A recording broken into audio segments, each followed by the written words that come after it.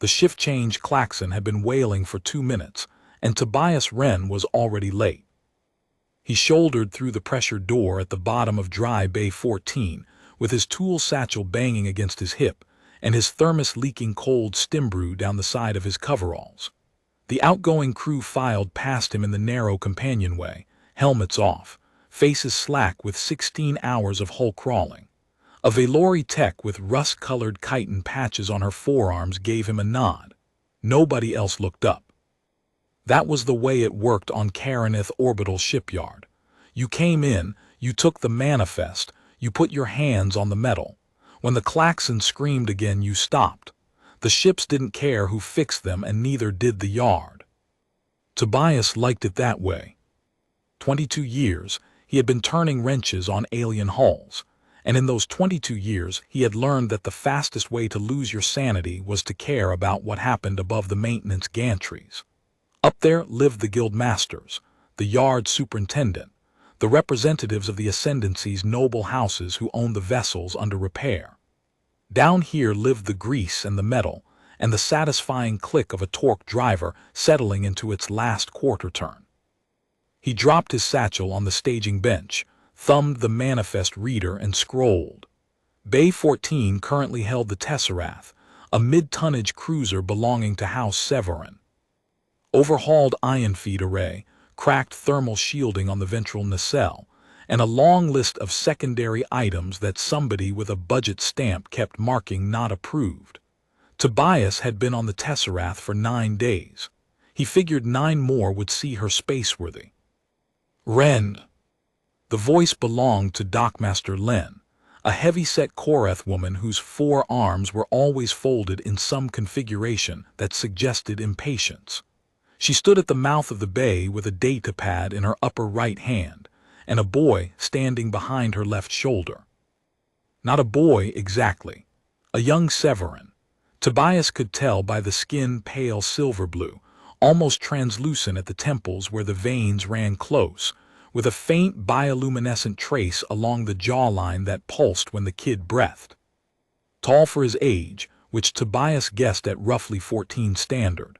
Narrow shoulders, hands that had never held anything heavier than a stylus. He wore a shipyard apprentice smock that was 2 sizes too large, and the look on his face was the kind of careful blankness that Tobias recognized instantly. The look of someone trying very hard not to show that they were terrified. "Got a shadow for you," Len said. Tobias wiped stimbrew off his fingers. "No."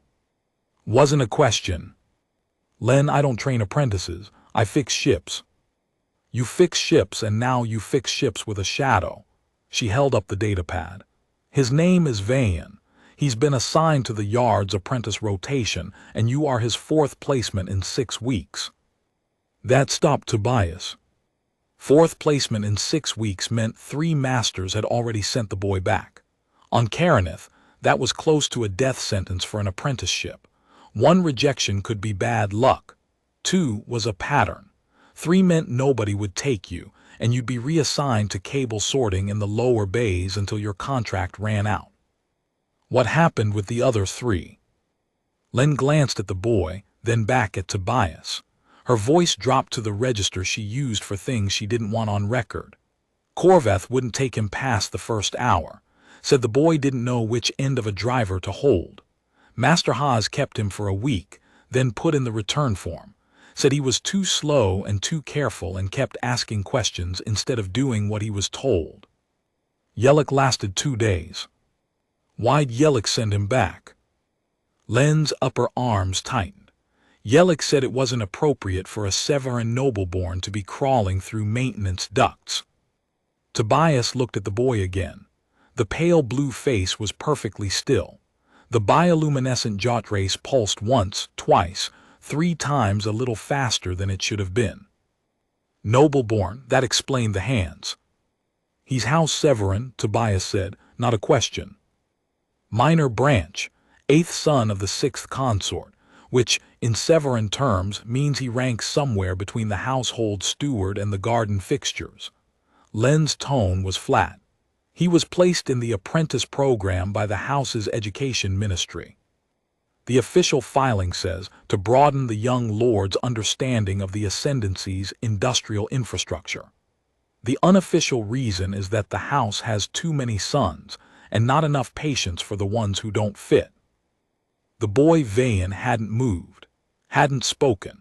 His eyes were fixed on a point somewhere past Tobias's left shoulder, and his hands were clasped in front of him in the formal rest position that Severan protocol demanded of a junior in the presence of a superior. Except Tobias wasn't his superior. Tobias was a human mechanic in oil-stained coveralls who ranked below the dockmaster's supply clerk. "I'll take him for a shift," Tobias said. "One shift. If he can't keep up, he goes to cable sorting and we stop pretending." Len tucked the datapad under her lower left arm. "Good enough." She left, the boy stayed. Tobias picked up his satchel, pulled out his number 4 torque driver and held it out handle first.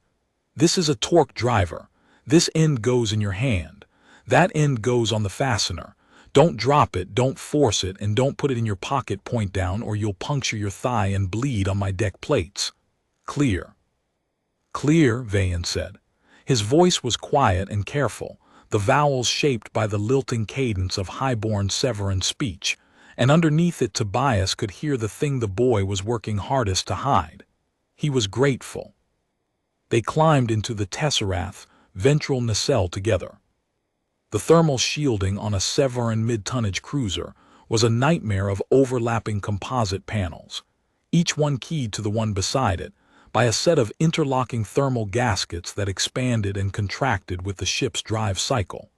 When a panel cracked, the gaskets on either side would start to degrade, and if you didn't catch it fast enough, you'd get a cascade failure that would cook everything inside the nacelle wall. The Tesseract had 3 cracked panels, and the gaskets were already going soft on 5 more. Tobias showed Vayan how to read the thermal map on the diagnostic pad. The boy leaned in, his silver-blue face lit from below by the screen, and asked a question. "Why do the gaskets degrade from the outside in? The heat source is internal." Tobias paused. That was not a question a first-day apprentice asked. That was a question someone asked who had been reading the maintenance manuals on their own time and had gotten far enough to notice something that didn't match what the manual said.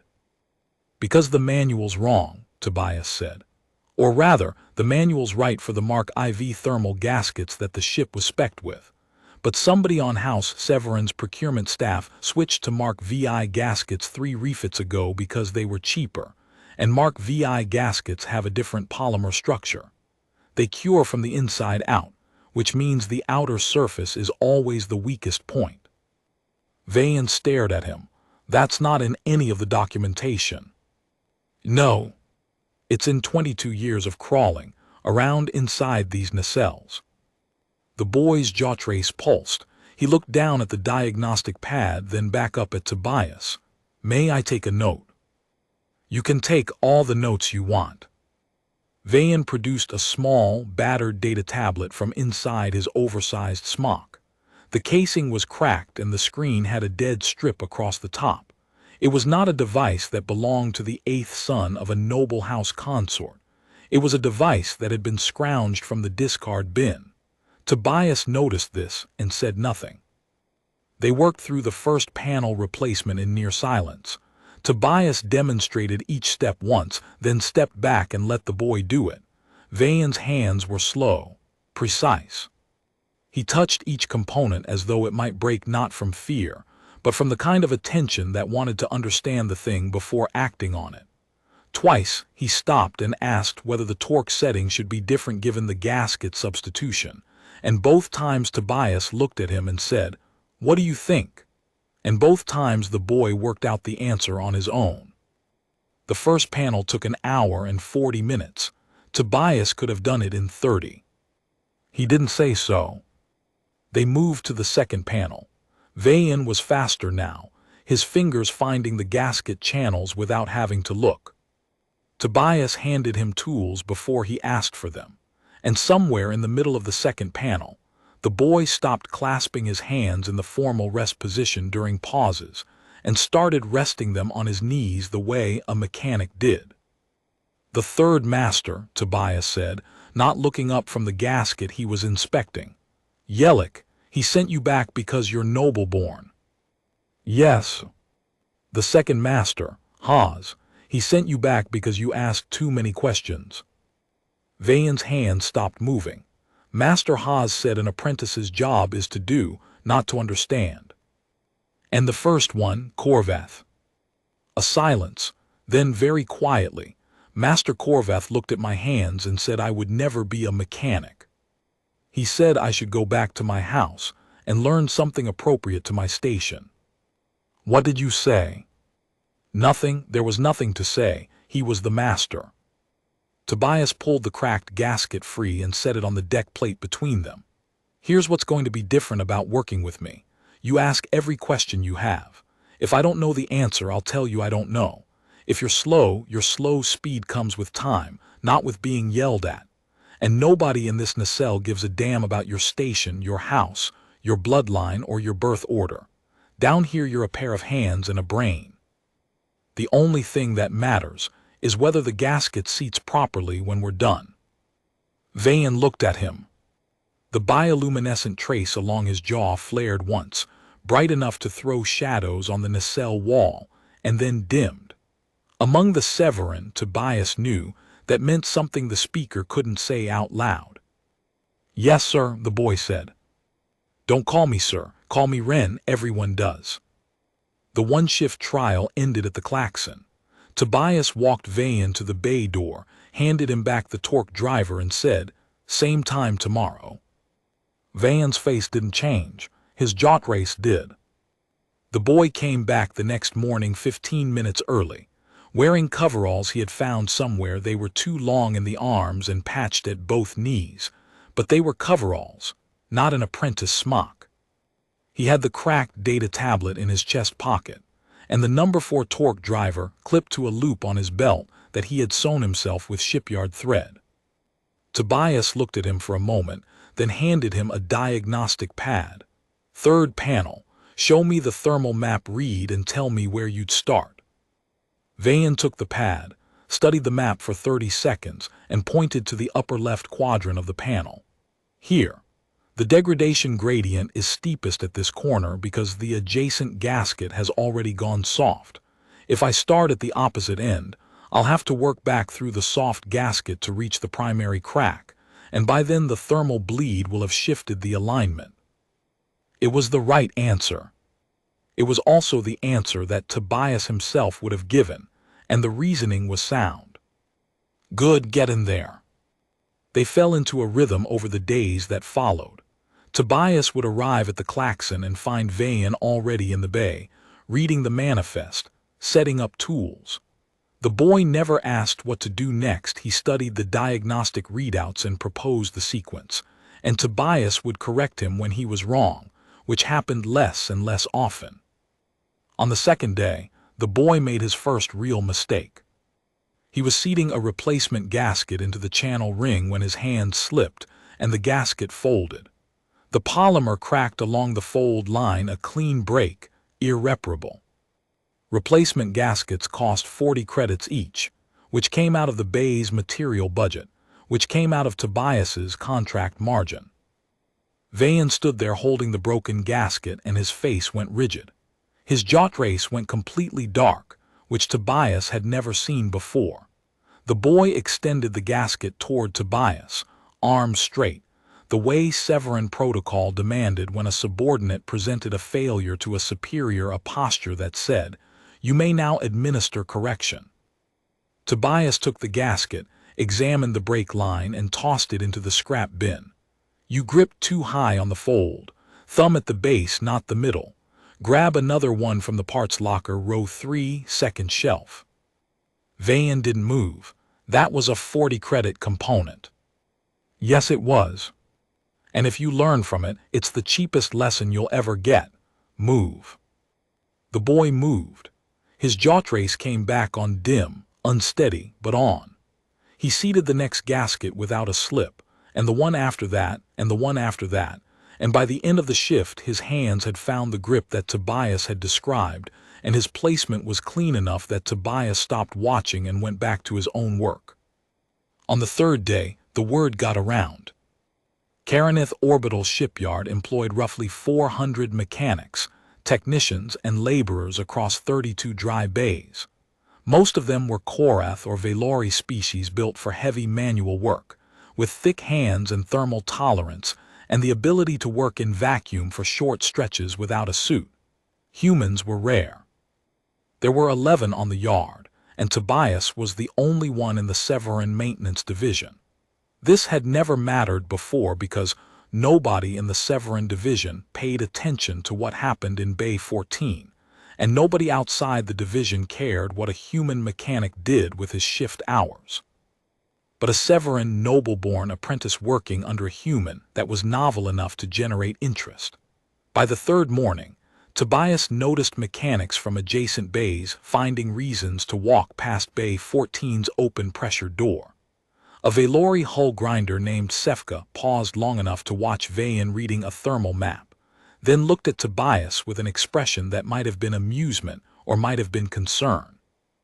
"That kid's house Severin," Sefka said. "I know. His family owns the ships we fix." "I know that too." Sefka shook her head, the chitin patches on her scalp catching the light. "Your funeral, Ren," she walked on. The attention didn't bother Tobias. It bothered Vayan. The boy noticed the watchers, and each time one appeared at the bay door his posture would stiffen, and his hands would slow, and the careful blankness would settle over his face like a visor coming down. Tobias saw this and understood it. The boy had spent his life being watched and assessed and found insufficient, and every new pair of eyes was another judgment waiting to land. On the fourth day, Tobias closed the pressure door. "We don't work with an audience," he said. "If someone needs something from this bay, they can knock." Vayan's jot-race pulsed. He didn't say thank you. He didn't need to. It was later that same day that Vayan pulled a gasket Tobias had marked as serviceable and showed him a hairline fissure along the inner cure line that the diagnostic pad hadn't caught. "The pad reads surface temperature differentials," the boy said. "But if the Mark VI polymer cures from the inside, the fissure would form internally before it shows on the surface. You'd need to flex test the gasket manually." Tobias took the gasket from him, bent it between his fingers, and felt the fissure open under the pressure. He'd been doing this for 22 years and he had missed it. "Write that up," he said. "Not a note, a proper finding. Format it the way the yard's engineering reports are formatted, and I'll sign it." Vayan stared at him. "I'm an apprentice. Apprentices don't file engineering findings." "This apprentice does." The finding went up the chain. Dockmaster Len read it, frowned, ran the flex test on 9 other Severin vessels in the yard, and found the same internal fissure pattern in 6 of them. She filed a yard-wide safety advisory and credited it to Apprentice Vayan, Bay 14, under supervision of Mechanic T. Wren.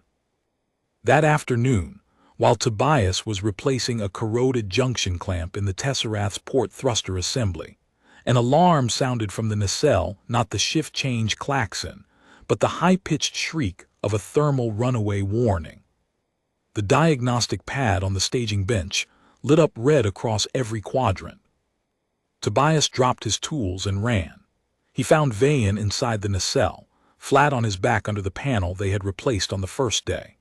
The boy had his arms above his head, both hands pressed against the underside of an adjacent panel that was bulging inward from thermal pressure.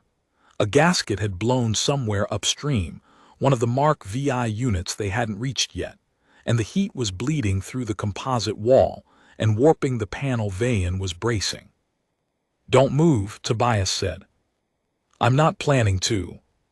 Tobias grabbed the emergency thermal blanket from the wall kit, folded it into a wedge, and slid it under the bulging panel next to Vayan's hands.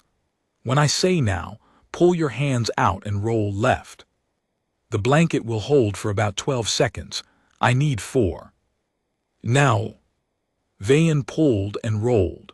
Tobias drove a mechanical brace into the gap, cranked it tight, and the panel stopped moving. The thermal runaway alarm cut out as the automated systems detected the stabilized pressure and throttled the bleed valves. They lay side by side on the nacelle floor, breathing hard, the brace above them ticking as it absorbed the residual heat.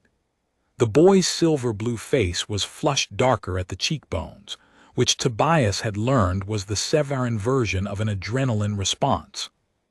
"You didn't leave the nacelle," Tobias said. "No. The protocol says to evacuate on a thermal runaway. If I'd evacuated, the panel would have failed inward, and the cascade would have reached the drive housing. It would have taken a month to repair." Tobias looked at him. "That's not why you stayed." Vayan was quiet for a beat. "No, I stayed because we fixed that first panel together. It was good work. I wasn't going to let it burn." Tobias felt something in his chest that he didn't have a word for. He filed it away for later. "Help me up. We need to find the blown gasket before the pressure builds again."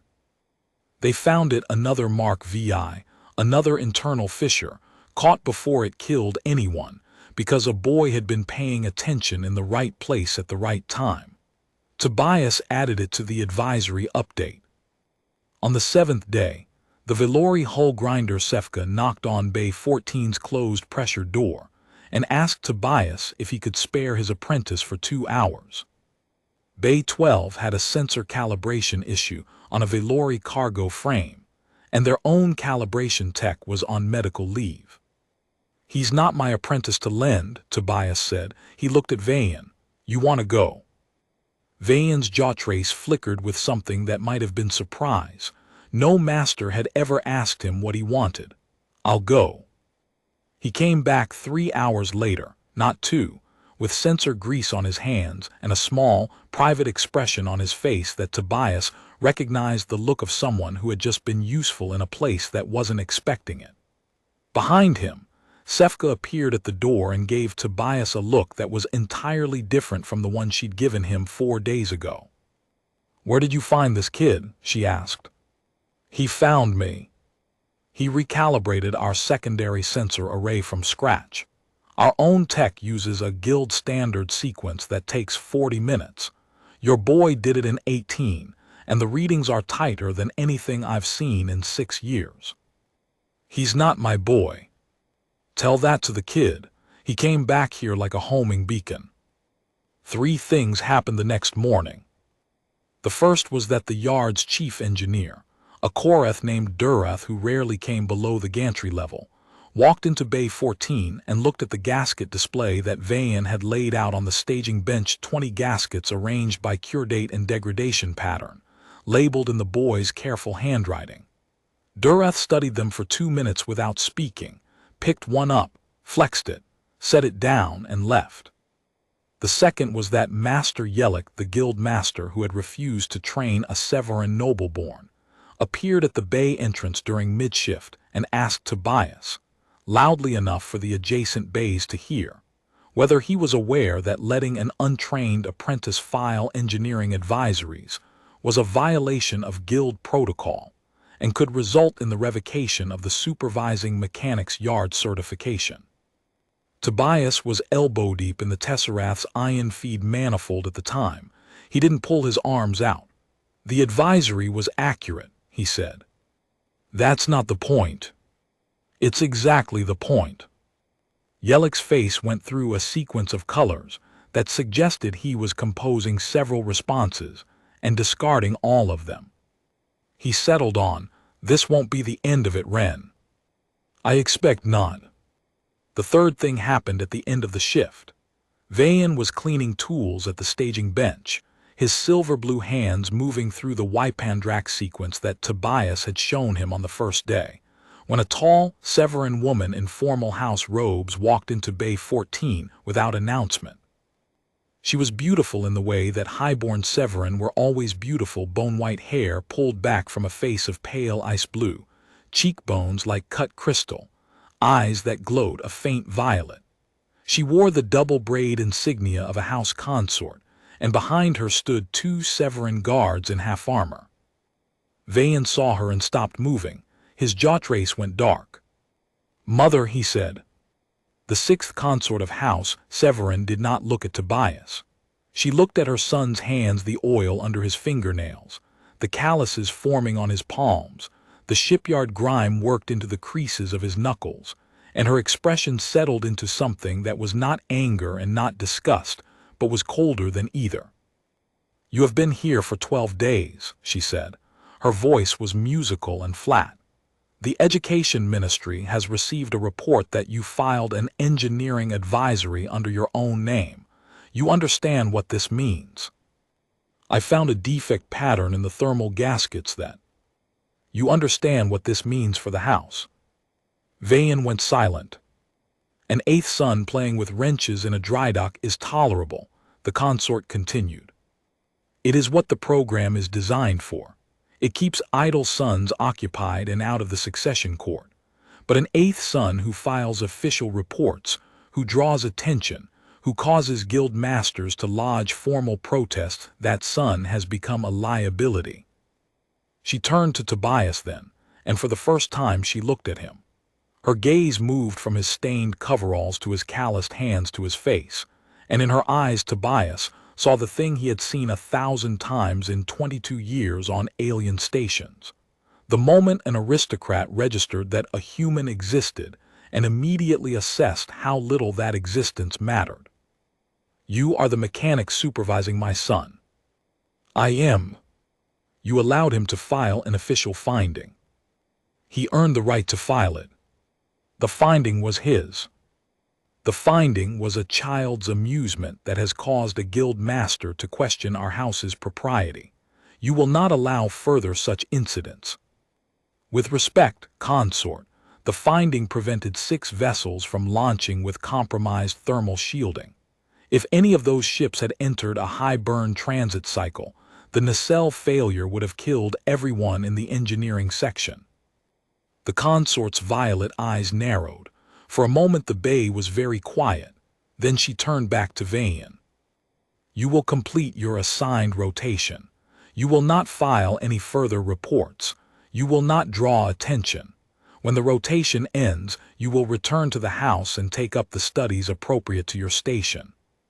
She left, the guards followed.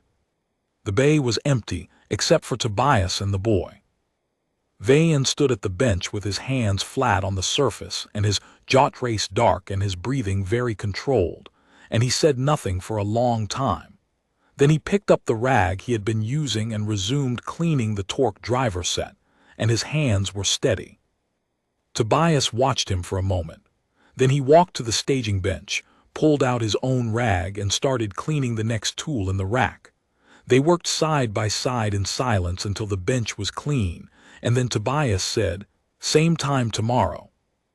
Vayan's jot race pulsed once, "Same time." He came back.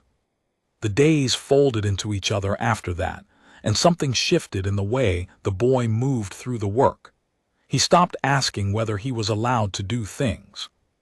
He simply did them. He read the manifests before Tobias arrived. He set up the staging bench with the day's tools laid out in sequence. He crawled into the nacelle spaces that were too tight for Tobias's shoulders and called out diagnostic readings from inside, his voice muffled by composite panels.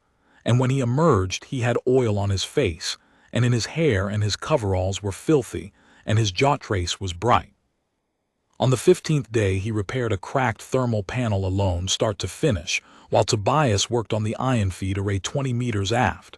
It took him 42 minutes, not fast by veteran standards, but clean. Every gasket seated, every torque setting correct, every tool cleaned and racked before he moved to the next task. Tobias checked the work, found nothing to correct and said, "Good." Vayan nodded. That was enough. On the 18th day, the trouble Yelich had promised arrived. A formal review panel convened in the yard superintendent's office above the gantries, a place Tobias had visited exactly twice in 22 years, both times to sign recertification paperwork. The panel consisted of the superintendent, chief engineer Durath, 2 guild representatives, and Yelich himself, who had filed the original complaint. The charge was that mechanic Tobias Wren, human, had permitted an unqualified apprentice to file engineering documentation under fraudulent authority, thereby violating Guild Bylaw 7.14, unauthorized certification, and exposing the yard to legal liability. Tobias sat in a chair that was too small for the room and listened to Yellick present the case. The guild master was thorough. He cited the bylaw. He cited 3 precedent cases where apprentice filed documentation had been thrown out. He cited the formal protest from House Severan's 6th consort regarding her son's unsanctioned activities. He noted that the supervising mechanic was a human, not a guild member, not a citizen of the Ascendancy, present on Caranith under a labor contract that could be terminated at the yard's discretion. When Yellick finished, the superintendent looked at Tobias and said, "Your response, Mechanic Wren." Tobias had been sitting in the too small chair with his hands on his knees, listening. He had not taken notes. He had not interrupted. He had the patience of a man who had spent 2 decades fixing things that other people had broken, and he applied that patience now. 3 points, he said. First, Bylaw 7.14 requires that engineering advisories be signed by a certified mechanic. The advisory was signed by me. My certification number is on the document. The apprentice's name appeared in the attribution line as the discovering party, which is a separate field from the certifying authority. He paused. Nobody interrupted.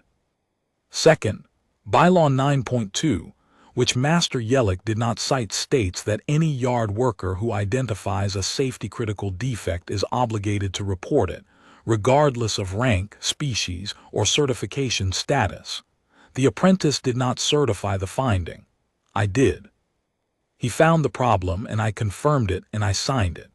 If you want to take my certification for following the yard's own reporting protocol, you can do that. But you'll need to explain to the 6 ships that would have launched with compromised thermal shielding why the yard punished the people who caught the defect instead of the procurement staff who bought the wrong gaskets. He let that sit for a moment. Third, the apprentice who made this finding is 14 years old and has been in this yard for 12 days. In that time, he has read every maintenance manual available on the yard's technical database, developed a flex test methodology that caught a defect pattern our diagnostic equipment couldn't detect, and worked more hours per shift than any apprentice I have supervised in 22 years. He was sent to me because 3 guild masters refused to train him. One said his hands were wrong. One said he asked too many questions. One said his bloodline made the work beneath him. I'm standing here because none of those men could see what was in front of them. The room was quiet. Chief Engineer Durath, who had not spoken until now, reached into a case beside his chair and produced one of the gaskets from Vayan's display bench. He held it up, flexed it, and the hairline fissure opened visibly along the inner cure line. I have been chief engineer of this yard for 31 years, Durath said. In that time, I have reviewed approximately 9,000 engineering advisories. The one filed by Mechanic Wren and attributed to Apprentice Vayan is one of the most precise I have seen. The flex test methodology the apprentice developed is now standard procedure for all Mark VI gasket inspections yard-wide. I would like that noted for the record. The superintendent noted it. The complaint was dismissed. Yellick left without speaking. Tobias went back to Bay 14 and found Vayan sitting on the staging bench with his data tablet on his knees and his jaw trace dim. The boy looked up when Tobias came through the pressure door. What happened? Complaint was dismissed. Your finding stands. And your certification? Still active. Vayan exhaled. It was the first time Tobias had seen him show relief openly, and it lasted about 2 seconds before the careful blankness came back. But in those 2 seconds, Tobias saw something underneath the blankness that he recognized: the desperate, barely controlled gratitude of someone who had expected to be abandoned and wasn't. We've got 4 more panels on the ventral nacelle, Tobias said. You want to stand there or you want to work? The boy picked up his torque driver. On the 23rd day, the Tesseract was spaceworthy.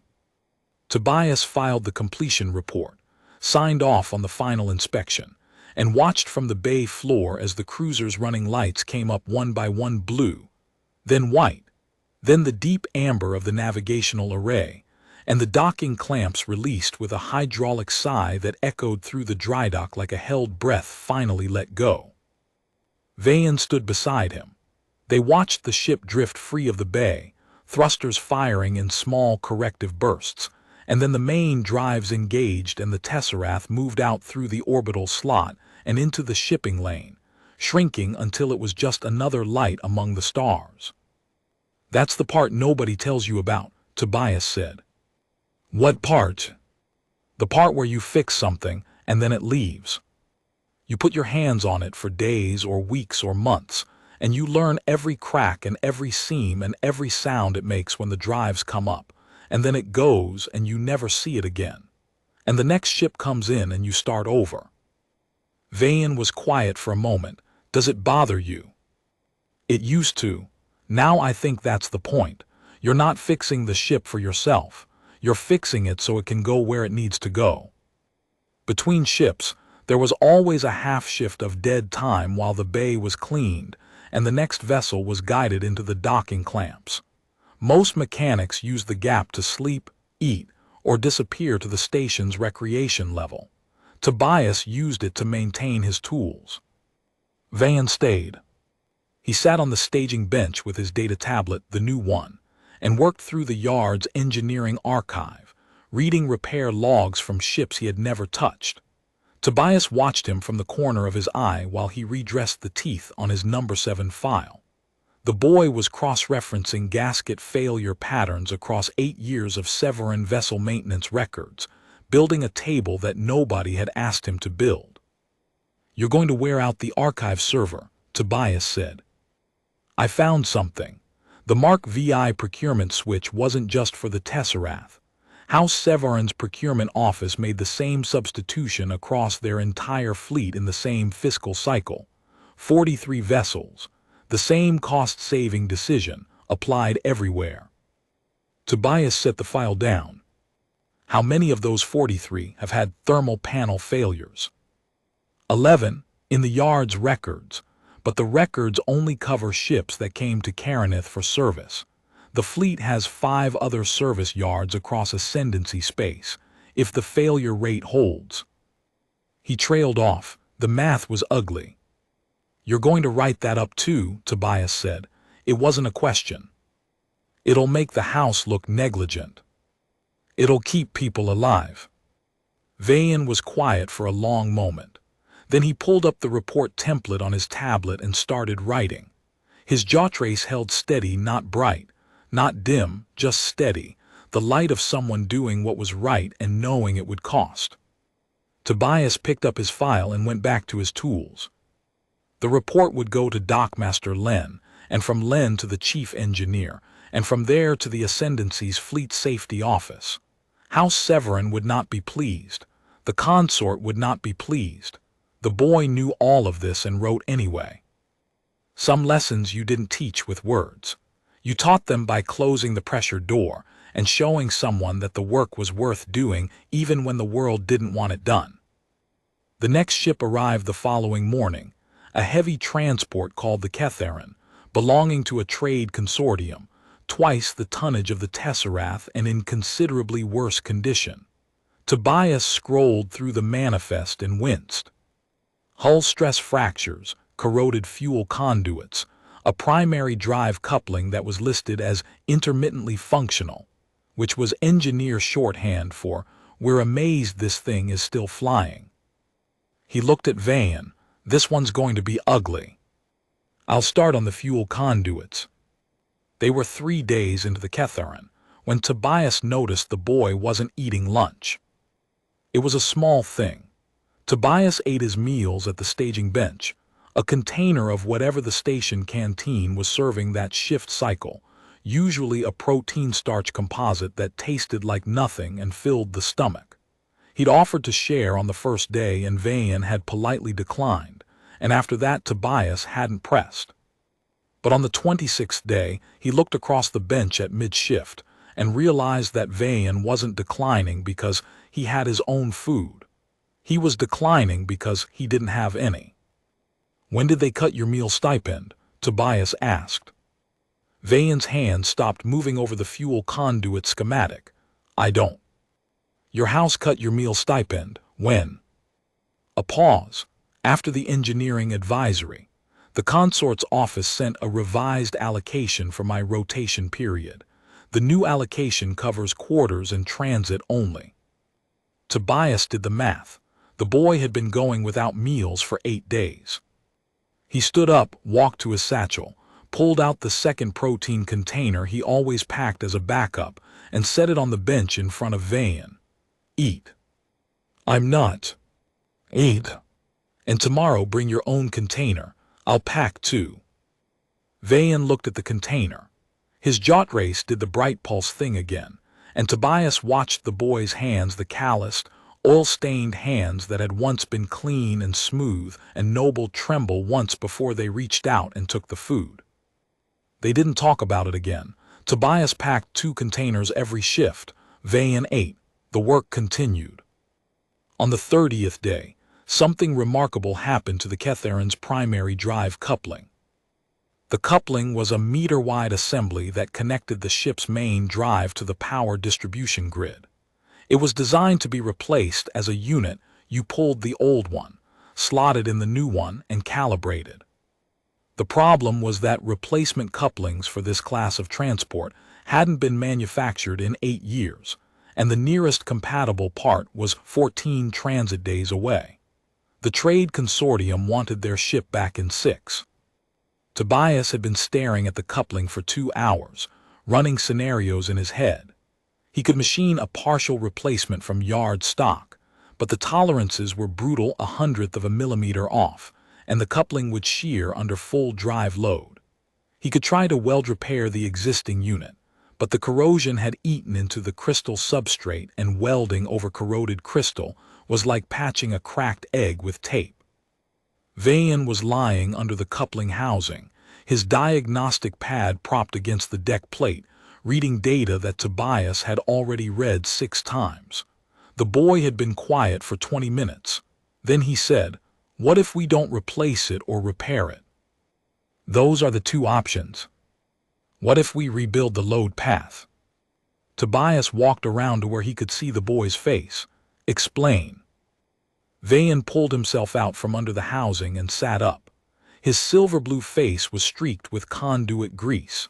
He pulled out his cracked data tablet and brought up a schematic he had been drawing not from a manual, but from observation. "The coupling fails because the corrosion has weakened the crystal substrate along the primary load path here, here, and here." He pointed to 3 spots on the schematic. "But the secondary load path is clean. The crystal is sound. If we reroute the primary load through the secondary path, we need to add 3 intermediate braces to handle the force distribution, and we need to recalculate the calibration matrix because the secondary path is 7 centimeters longer, which changes the harmonic resonance profile." Tobias looked at the schematic. He looked at the coupling. He ran the force distribution numbers in his head and came up with the same answer the boy had drawn on his cracked tablet. "You've been thinking about this for a while." "Since yesterday." "The braces. What would you machine them from?" "There's a decommissioned heat exchanger in the salvage bay with grade 7 crystal substrate. Same composition as the coupling. I checked the material registry this morning." Tobias sat down on the deck plate across from the boy and looked at the schematic one more time. It was elegant. It was unconventional. No manual in the galaxy described this approach because nobody built drive couplings with rerouted load paths. You replaced them or you repaired them. Those were the 2 options. Unless you were a 14-year-old apprentice who had been told his whole life that he didn't fit the options he'd been given. "All right," Tobias said. "Let's build it." They worked for 41 hours straight, with 3 short sleep breaks taken on the deck plates beside the coupling housing. Tobias hauled the decommissioned heat exchanger from the salvage bay himself, 300 kilos of dead crystal, dragged on a grav sled through 4 corridors and 2 cargo lifts at a time when nobody was watching and nobody could tell him it was unauthorized. Vayan met him at the bay door and helped guide the sled through without a word. They cut the substrate sections they needed on the bay's lathe, measuring each one with hand calipers because the digital measuring rig wasn't precise enough for what the secondary path demanded. Tobias machined the braces, while Vayan mapped the secondary load path with a precision that made Tobias double-check his own measurements twice.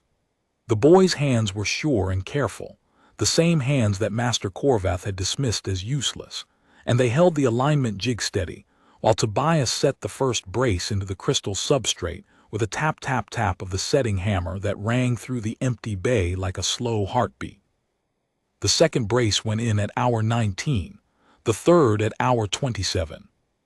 The calibration matrix took another 8 hours because Vayan's recalculation of the harmonic resonance profile kept returning a value that didn't match the standard tables, and it took them until hour 35 to realize that the standard tables were wrong.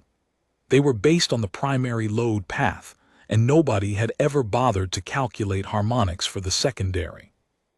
Vayan wrote the new harmonic profile from scratch on his cracked data tablet, in a maintenance bay, at 4 in the morning station time, with grease on his face and his coveralls torn at both knees and his jotrace burning steady and bright.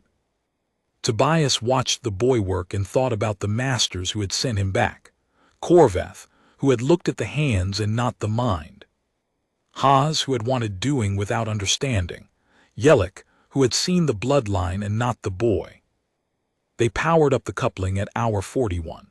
The drive hummed to life, clean and steady, the vibration pattern exactly matching the new harmonic profile that Vayan had calculated. Tobias put his hand flat on the coupling housing and felt the resonance through his palm, even, strong, alive.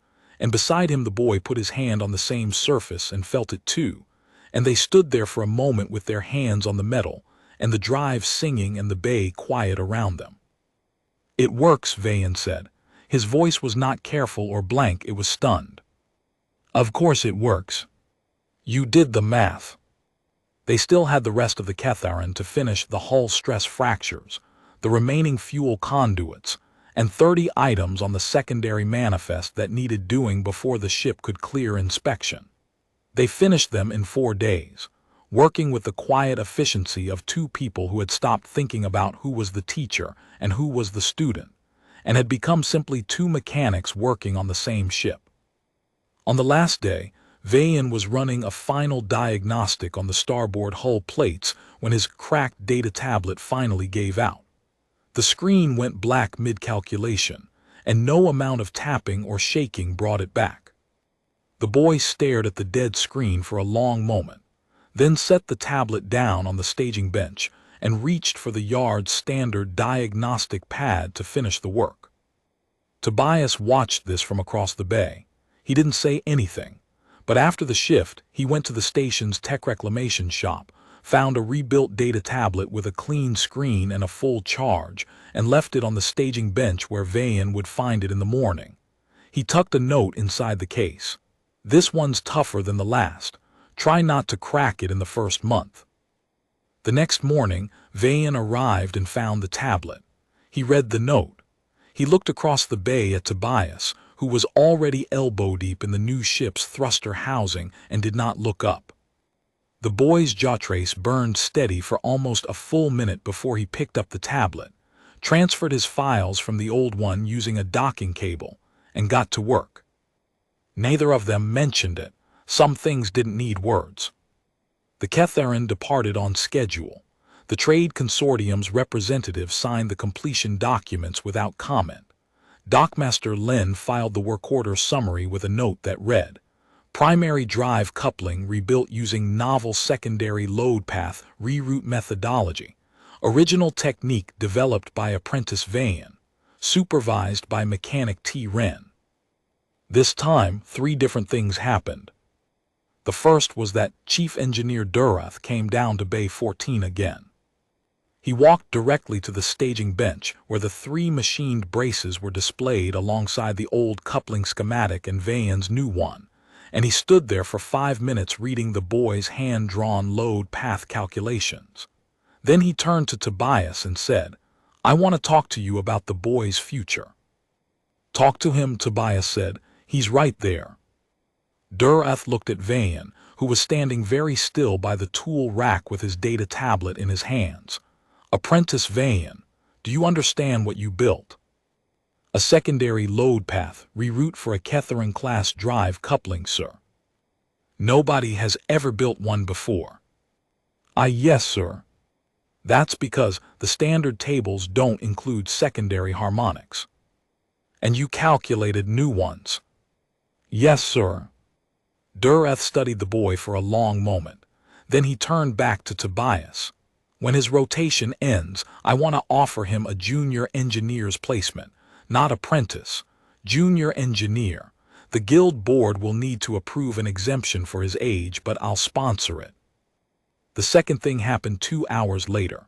The 6th consort of House Severin arrived at Bay 14 for the second time.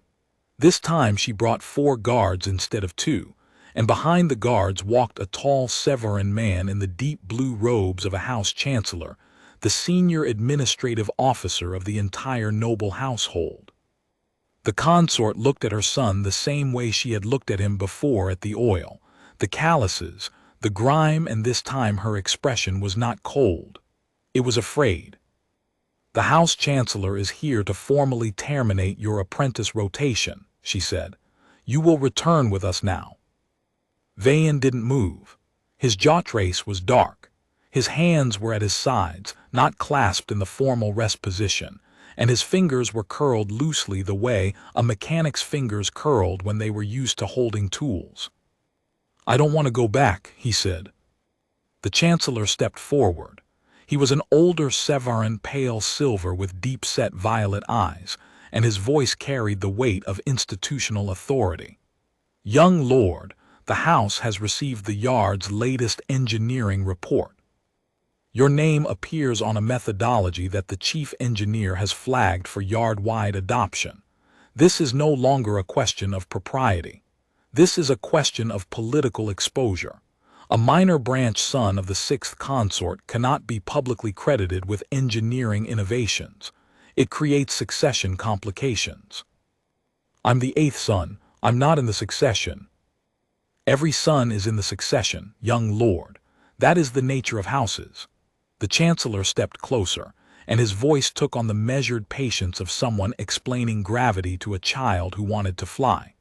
"You have 2 older brothers who are military commanders, a 3rd who sits on the trade council, a 4th who manages the house's orbital holdings including this shipyard. If your name appears on engineering innovations developed on a yard your family owns, it raises questions about intellectual property, about preferential access, about whether the house is using the apprentice program to plant agents in its own labor force. These are not theoretical concerns. The Trade Council has already been notified." Vayan's jot race flickered. "The Trade Council." "A courtesy notification, nothing formal yet." The word "yet" hung in the bay air like the residual heat from a blown gasket. Tobias had been standing by the staging bench with a rag in his hands, and he had not spoken because this was not his conversation and not his house and not his world. But he watched the boy's face, and he saw what was happening underneath the stillness, the same look the boy had worn on the first day, the careful blankness that covered terror, except that now the terror was not about being rejected. It was about being taken away from the only place where his mind and his hands and his work had ever been enough. Tobias put the rag down. "Consort," he said, "Chancellor, I'm not going to pretend I understand how your house works. I don't. I fix ships. But I've watched this boy for 30 days and I'm going to tell you what I've seen." The consort's violet eyes moved to him.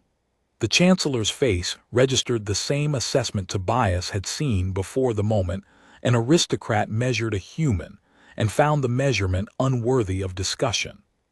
Tobias kept talking anyway. On his first day, he asked me why thermal gaskets degrade from the outside when the heat source is internal. No apprentice I've trained in 22 years has ever asked that question, because no apprentice I've trained has ever read the maintenance manuals on their own time and noticed that the physics didn't match the documentation.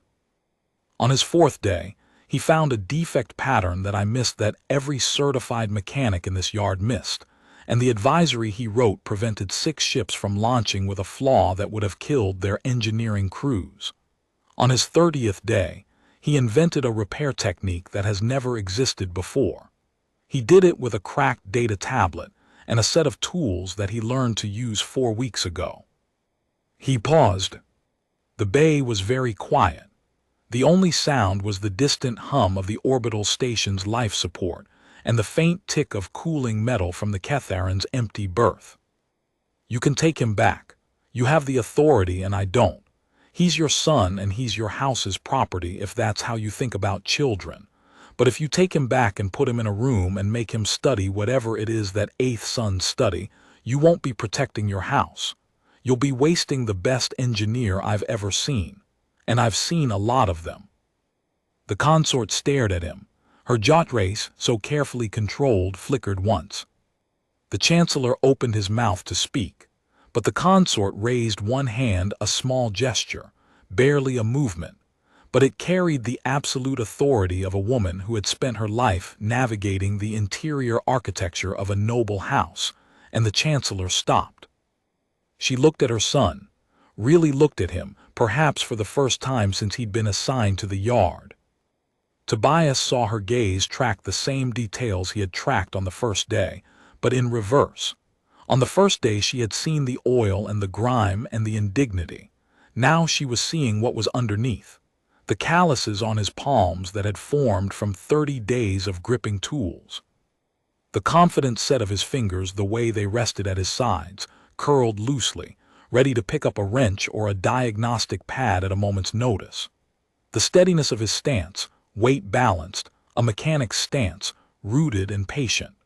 The jaw trace that burned steady even now, even in fear, not because the boy wasn't afraid, but because he had learned that fear and competence could share the same body. She saw the mechanic he had become, and Tobias saw the exact moment she understood what that meant. "Chief Engineer Durath has offered you a junior engineer's placement," she said.